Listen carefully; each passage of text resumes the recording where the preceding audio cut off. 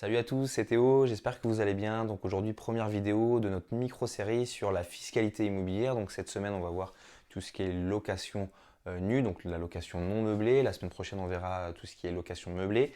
La semaine suivante, on parlera des SCI à l'IS et à l'IR. Donc je vous invite à vous abonner pour être notifié déjà des sorties des prochaines vidéos, car les prochaines vidéos ne seront pas publiques, en fait, seront simplement accessibles aux personnes qui nous suivront sur notre page. Donc n'hésitez pas à vous abonner. Donc aujourd'hui, on va parler de la location nue, donc la location non meublée. Pour mettre les choses un petit peu au clair, si un jour vous entendez parler du mot foncier, etc., c'est automatiquement lié à la location nue. Dans la location nue, il y a deux régimes qui existent. Il y a le régime du micro-foncier et il y a le régime réel. Le régime du micro-foncier, vous pouvez choisir ce régime-là si vous avez moins de 15 000 euros de revenus locatifs par an. Si vous avez moins de 15 000 euros, vous pouvez choisir soit une fiscalité au régime du micro-foncier, soit au régime réel. Si par contre vous avez plus que 15 000 euros, vous êtes obligé d'avoir le régime réel. Mais sinon, vous pouvez choisir les deux. Le régime du micro-foncier, ça fonctionne comment? C'est simplement un abattement de vos revenus locatifs qui vont être pris en compte. On va prendre tout le temps des exemples assez simples, parce que je fonctionne beaucoup avec des exemples pour que vous puissiez comprendre. Donc on va considérer que monsieur ou madame X gagne 30 000 euros par an par son travail classique et qu'il a des revenus locatifs de 10 000 euros. Donc 10 000 euros, inférieur à 15 000, il peut choisir le microfoncier ou il peut choisir le régime réel. Pour le régime du microfoncier, ça fonctionne comment? On a un abattement de 30% automatique sur les loyers. Donc du coup, si on a 10 000 euros de revenus locatifs, on va avoir un abattement de 30% qui va être effectué sur ces revenus locatifs pour avoir en fait notre montant imposable. Donc 30% de 10 000 euros, ça fait 3 000 euros. Donc du coup, il nous reste 7 000 euros de loyer imposable par an. Sur ces 7 000 euros, du coup, vous allez payer de l'impôt. Donc d'une manière classique, avec votre taux marginal d'imposition et vos prélèvements sociaux. On a dit que je touchais, ou que monsieur et madame X touchaient 30 000 euros par an. Donc du coup, on est sur une tranche marginale d'imposition à 30%. 30% pour tout ce qui est imposition au niveau de la TMI et pour les prélèvements sociaux qui sont passés à 17,2%. Et faites attention à ce chiffre-là, parce qu'il fait que augmenter. C'est quelque chose qui a été instauré dans les années 90 pour combler un petit peu le trou de la Sécu. Ça devait être provisoire et au final, aujourd'hui, on se retrouve à payer presque 20% à chaque fois d'impôt sur ces prélèvements sociaux. Donc c'est quand même assez énorme, donc il faut faire attention à ce chiffre-là. Il n'a jamais été en descendant.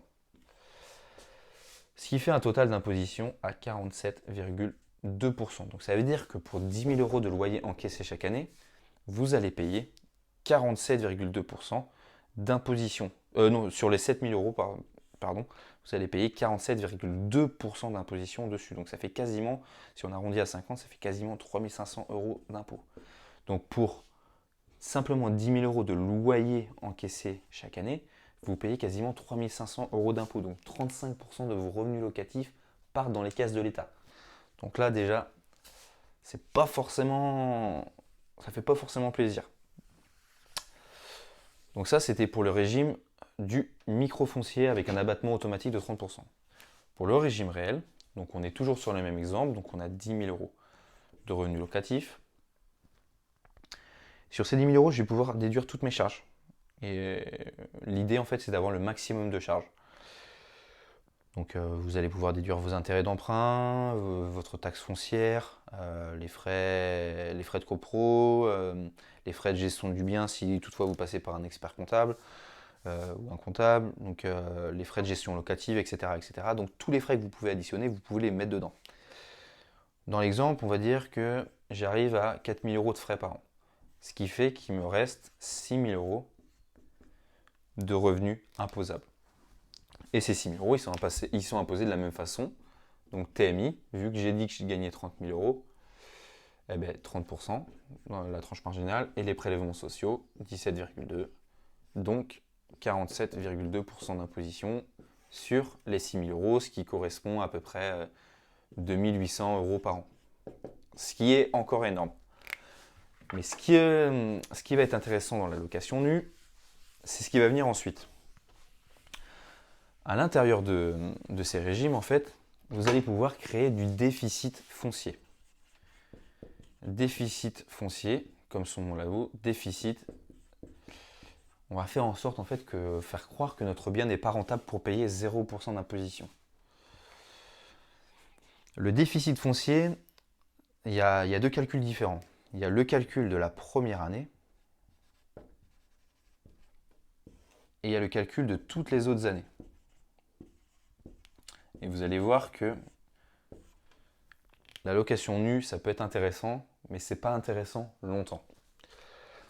Donc pour revenir à un exemple, on veut faire du déficit foncier. Donc j'ai acheté un bien 100 000 euros. J'ai effectué 40 000 euros de travaux. Je vais mettre ici. Travaux, 40 000 euros. La première année, vous avez le droit de déduire de votre revenu imposable, donc qui est lié à votre travail, donc pas vos revenus locatifs. Enfin, c'est pas vous avez le droit, c'est que vous êtes imposé en fait de déduire, c'est ce que je vais vous noter. C'est quelque chose que l'État vous impose, en fait, vous êtes obligé de déduire la première année, quand vous faites du déficit foncier, 10 700 euros de vos revenus imposables. Donc, on a dit que je touchais 30 000 euros par an, je suis obligé de déduire de mon enveloppe travaux 10 700 euros. Ce qui fait qu'au final, en revenu imposable, il me reste 19 300 euros. Ce qui est intéressant en fait dans ce cas-là, parce que du coup, en fait, je ne suis plus dans la tranche marginale d'imposition à 30%, je passe dans celle qui est à 14%, qui va jusqu'à 27 000 euros. Après, j'ai dit que j'avais 10 000 euros de loyer encaissé chaque année. Donc 10 000 euros de loyer encaissé chaque année, mais une fois les charges déduites, il me restait 6 000 euros de revenus nets imposables. Sur ces 6 000 euros, je les additionne à 19 300 euros, ce qui fait que je reste encore dans la tranche marginale à 14%. Mais là où c'est intéressant le déficit foncier, c'est que ces 6 000 euros, en fait, je vais pouvoir venir les gommer, les venir faire passer à zéro, tout pendant qu'il me reste encore des travaux à déduire. Donc comme je vous l'ai dit juste avant, on a pris les 10 700 euros qui sont imposés par l'État la première année, mais il me reste encore des travaux. 10 700 euros, c'est-à-dire qu'il me reste 29 300 euros de travaux à déduire. Là ici, j'ai 6 000, donc je viens gommer mes 6 000 euros pour la première année. Donc il me reste 23 300 euros. Donc fin de première année, il me reste une enveloppe de travaux de 23 300 euros. Donc j'ai payé 0% d'impôt sur mes revenus locatifs parce que je suis venu les gommer grâce à mon enveloppe travaux. Pour toutes les autres années qui vont suivre, donc pour la deuxième année, vous allez effectuer la même chose. Donc il va vous rester 6 000 euros de revenus nets imposables pour vos loyers chaque année. Mais vous allez pouvoir encore les gommer parce qu'il vous reste une enveloppe travaux. Donc là, je les gomme encore. Du coup, je passe à 17 300 euros la deuxième année en enveloppe travaux. Je ne peux pas déduire les 10 700 euros comme la première année. C'est quelque chose qui est simplement réalisé, comme je l'ai dit, la première année. Je peux simplement gommer les travaux qui me restent, donc le revenu net imposable. Donc je paye encore 0% d'impôt sur mes revenus locatifs la deuxième année. La troisième année, donc j'ai encore 6 000 euros de revenus net imposables. Il me reste des travaux. Hop, je déduis mes 6 000 euros. Du coup, ils sont gommés. 0% d'imposition sur mes revenus locatifs la troisième année. Quatrième année, pareil. 5 300. Donc les 6 000 euros, tac, gommé, 0% d'imposition. Par contre, la cinquième année, et c'est là que le déficit foncier va commencer à ne plus être rentable, c'est que la cinquième année, je peux déduire que 5 300 euros. Donc j'avais 6 000 euros de revenus de loyer imposable, moins les 5 300. Donc du coup, j'arrive à une enveloppe de 0 euros de travaux, ce qui fait qu'il me reste 700 euros de revenus imposables. qui sont imposés, comme je suis dans une tranche marginale à 30%, donc avec ma TMI à 30%, et mes prélèvements sociaux à 17,2, donc 47,2%. Donc je vais payer à peu près, la cinquième année, je vais payer à peu près 350 euros d'impôt sur mes 10 000 euros de loyer, sur mes 10 000 euros de revenus locatifs. Ce qui fait à peu près 3,5%, donc c'est pas beaucoup. Mais, par contre, la sixième année, et c'est là que le bien ne va... Et c'est là qu'il va falloir prévoir de vendre le bien ou faire une autre opération, etc. C'est que sur ces 10 000 euros, donc, vous aviez vos 10 000 euros, donc une fois les charges déduites, il vous restait 6 000 euros de loyer imposable. Et sur ces 6 000 euros, vous n'avez plus d'enveloppe de travaux à déduire. Donc du coup, maintenant, vous allez repasser sur le mode classique où vous allez payer plein pot. Donc, prélèvement sociaux 17,2. Donc vous allez payer 47,2% d'imposition, mais sur les 6 000. Donc ça veut dire que du coup, là, vous allez repasser à 2 800 ou 2 900 euros d'imposition par an. Et c'est là que le bien s'avère ne plus être rentable. Parce que du coup, vous payez quasiment 30% de vos revenus locatifs à l'État, donc c'est vraiment pas intéressant.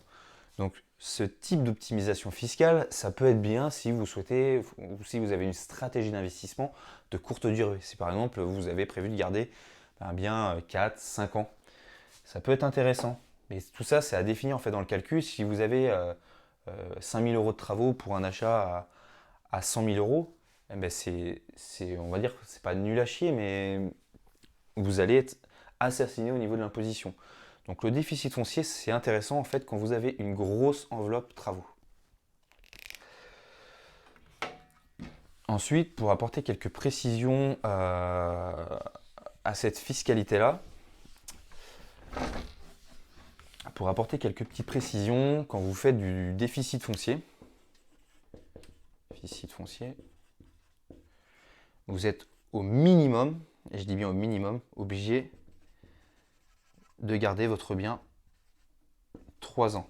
Donc de le mettre 3 ans en location. Si vous ne respectez pas ce délai-là, si vous le revendez avant les 3 ans, vous pouvez avoir un rappel en fait de l'avantage fiscal que vous avez eu. Donc là, c'est vraiment un avantage fiscal, parce que du coup, vous allez gommer à chaque fois vos loyers imposables. Donc vous allez à chaque fois payer 0% d'impôt sur vos investissements locatifs. Donc c'est vraiment un avantage fiscal que vous avez le droit. Donc du coup, si vous ne respectez pas votre engagement de mettre votre bien 3 ans en location, on peut vous redemander la somme en fait, que l'État vous aura fait économiser en imposition. Ensuite, le deuxième point négatif, c'est que tous les travaux que vous avez déduits en avantage fiscal, vous ne pourrez pas les déduire de la plus-value immobilière que vous allez faire. Donc, si vous aviez acheté votre bien 100 000, vous avez fait 40 000 euros de travaux. Si vous avez déjà gommé les 40 000 euros grâce au déficit foncier et que vous revendez votre bien 180 000, l'État ne va pas considérer que votre bien vous a coûté 140 000. Il va considérer que votre bien vous a coûté 100 000. Je ne sais pas si c'est clair ce que j'explique. Si vous avez déjà déduit vos 40 000 euros de travaux dans votre avantage fiscal, c'est-à-dire que vous ne pouvez pas le déduire de la plus-value. Donc, je vais reprendre un exemple plus simple. Vous revendez votre bien 200 000. Le premier cas, c'est que vous avez utilisé vos 40 000 euros pour faire du déficit foncier. Donc du coup, votre bien, l'État ne va pas considérer qu'il vous est revenu à 140 000, mais il va considérer qu'il vous est revenu à 100 000. Du coup, vous allez payer une taxe sur la plus-value de 100 000 euros, donc 36,2%. Après, en fonction de l'année où vous vendez, peu importe, c'est pas ça qui est important dans l'exemple, mais vous allez payer 36 000 euros d'imposition sur la plus-value que vous allez faire.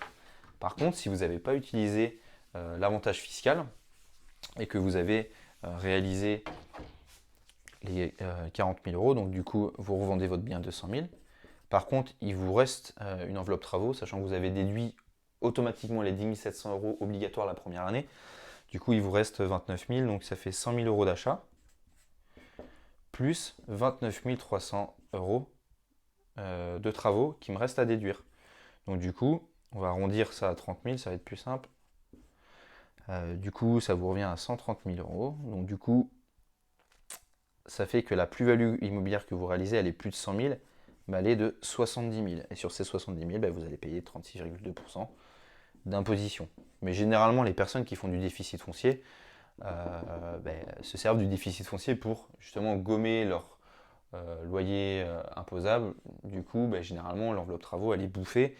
Du coup, vous payez une grosse taxe en fait sur la plus-value immobilière. C'est un petit peu la limite de la chose parce que fiscalement parlant, il peut être intéressant de garder le bien justement parce qu'on peut amortir les travaux les premières années, mais le problème c'est si on fait de la plus-value ensuite, c'est compliqué. C'est compliqué en fait d'être rentable parce que tout ce que vous avez gagné en imposition, vous allez le redonner derrière sur la plus-value. Donc voilà pour la première vidéo de cette micro-série sur les différentes façons d'investir dans l'immobilier. Donc j'espère que ça vous a plu. N'hésitez pas à commenter, à liker la vidéo si vraiment ça vous a plu, la partager à vos amis, puis n'hésitez pas à vous abonner si vous souhaitez recevoir la semaine prochaine la notification pour la prochaine vidéo, parce que ça sera réservé simplement aux personnes qui nous suivent sur la chaîne. Donc je tenais vraiment à vous remercier et je vous souhaite une bonne fin de journée. Salut!